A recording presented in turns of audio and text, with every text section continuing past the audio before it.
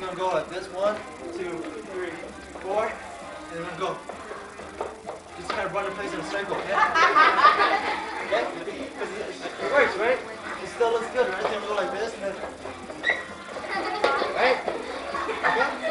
So we're gonna do that, okay? You guys ready?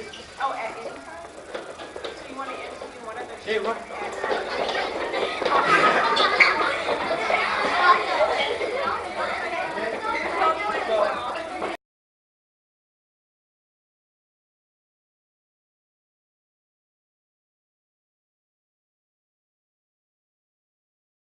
Hi, my name is Katina Edwards, and most people call me Tina.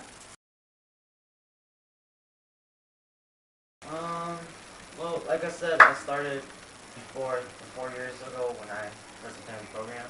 So it was about like the summer before that, so you could say about 5 years, but I've taken individual breaks in between the years, like half summer sometimes, because like not motivation, lacking that, and can't really find a place to dance sometimes. But yeah, I've been dancing for a while now, and it's pretty tight, so should probably give it a try too. About 5 years ago, Grandma Sally asked me to teach hip-hop dance here because she knows I come from a dance background. And so I said I would be happy to do it because I love her and she's a wonderful person, and it gave me the opportunity to keep my dance skills going. And also I enjoy the students and staff at the Hmong Language Camp. Okay, so I started hip hop Monday, the 23rd, and it's been really fun. We've been learning a lot of hip hop moves, and I'm learning a lot of break dancing, and now we're gonna get to African dancing, which is even more exciting. So I'm looking forward to that. Well, I started hip hop 2 years ago. Here, I started last week.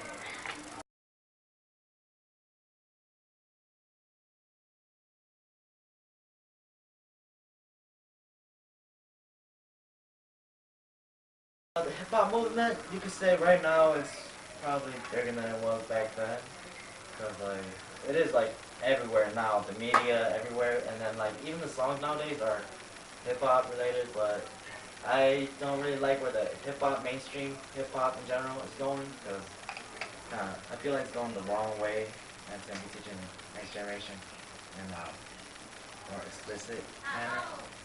So yeah. Thank you. Yes, and I like to learn more movements to be more creative in the dance style of hip hop and breakdancing as well. I love the movements. I think it's so fun. I love moving around and jumping around. Very active, on your feet. Very fun.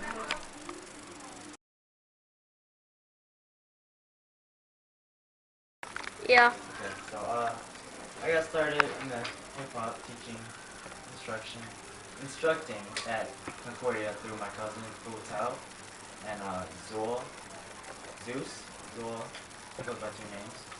And this was I think about 3 to 4 years back, and that was when I was still attending the program. I came and his name was B-Boy Zeus. He goes by that name sometimes. He was the dance instructor, and I was in his class, and I was already dancing back then. But yeah, it was really cool. And then like the following year after that, my cousin took over, and he was also dancing with Katina too, helping instruct the b-boy and hip hop lessons. And so then he's been doing that like the past 2 years, I think. And then this year, since he's busy in college, I decided that I might as well come and give it a shot. And so far it's been going pretty great. I like it. Okay, at camp, well, first of all, let me give you just a little simple background about what hip hop is. Hip hop is basically a combination of different dance styles such as jazz dancing, popping, or locking, and break dancing, which I cannot demonstrate, all mixed into one, dancing to hip hop music. Now, hip hop music flourished throughout the urban community throughout the United States. So many people enjoy dancing to hip hop music. As you know, the rap culture took booming back in the 1980s, and it just kept going on and revolving. So it's part of our culture in America to do hip hop dancing and to dance to hip hop music. And therefore, at the Hmong language camp, it's a must to have it, because that's what most young people are into.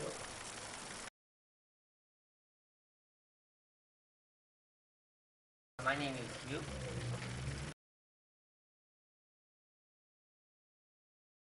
Because I want to, get involved with learning something about the Hmong culture I haven't learned before. And when I started, it's like, oh, that's kind of interesting. But then later on, it's like, oh, this is hard. But I stuck with it because, like, I was learning things I didn't know about us inside of my culture, and that was like the funeral home. And our family didn't really take us to the funeral home a lot, so we don't know that stuff and the process. And so the thing actually helped in that situation. And I'm glad I actually took it too, because I learned a lot about my culture I didn't know before.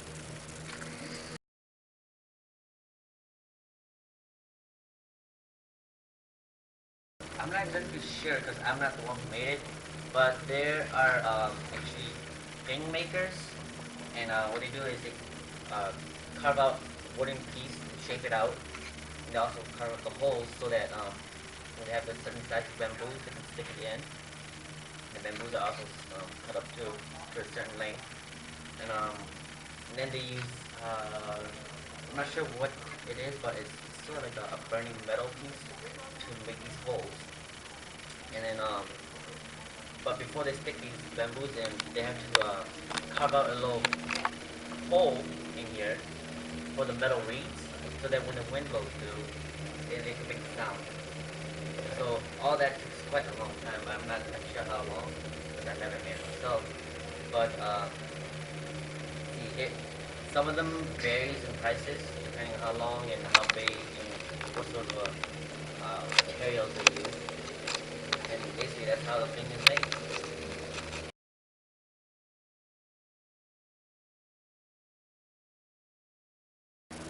Các cái tiền dân the hôm mấy cho tiền họ xuống xe cho thì chỉ để cho các cái họ ở lâu cho để lúc xuống họ lột lột.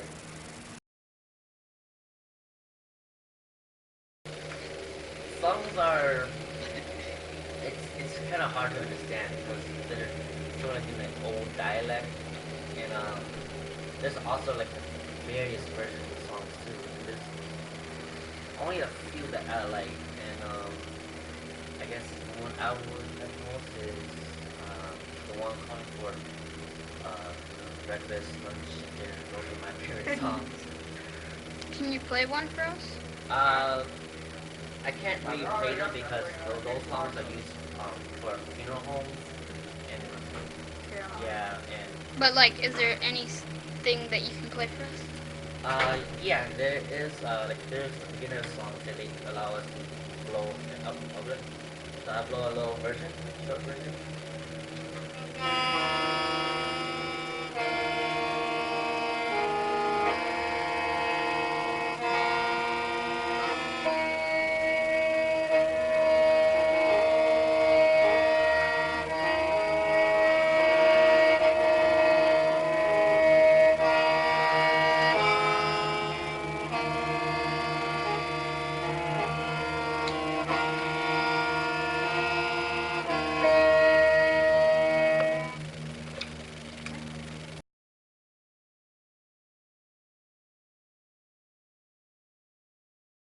The name can't get his name, but I do know that there's some folk stories about how it was made, and apparently there were 7 brothers, and one of them became this body of the thing, and the other 6 brothers became these bamboo pipe, and they were supposedly became a thing to help the humans or the people on Earth from the whole death and spiritual problems that was happening because people weren't dying in the whole world, overpopulated, and there's also like ghosts and demons and so forth like roaming around too. So that's why the brothers sacrificed themselves in order to become the king.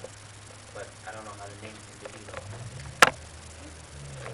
1, 2, 3, switch. Right leg up. 1, 2. Now go to the right. I'm paying attention right. So we go to the right. So go 1, 2, left. Then go to the right. 1, 2, left. Back. 1, 2, left.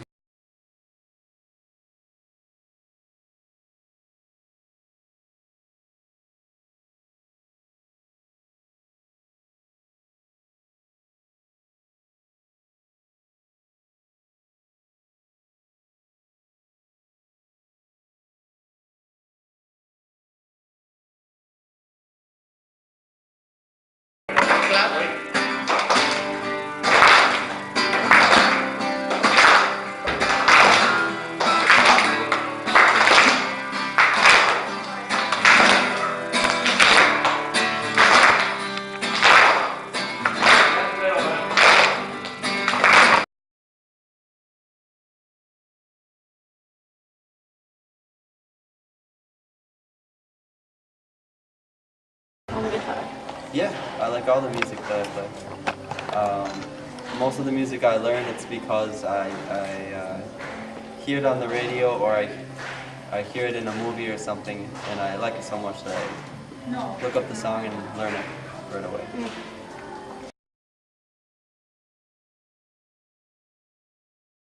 It depends. If it's an electric guitar, then it doesn't matter the size of the guitar because every time you plug it in, what matters then becomes the size of the amplification. If it's an acoustic guitar, then it does. The smaller the guitar, usually, the smaller the sound. The guitar is made mostly out of wood, and it depends on if it's acoustic or electric. An acoustic guitar is hollow body, it has a big sound hole to resonate the sound, and electric is solid, and then it has pickups to get the sound. So it depends on which style of guitar, but they're primarily made out of wood. I was 8 years old. When I was about 13 years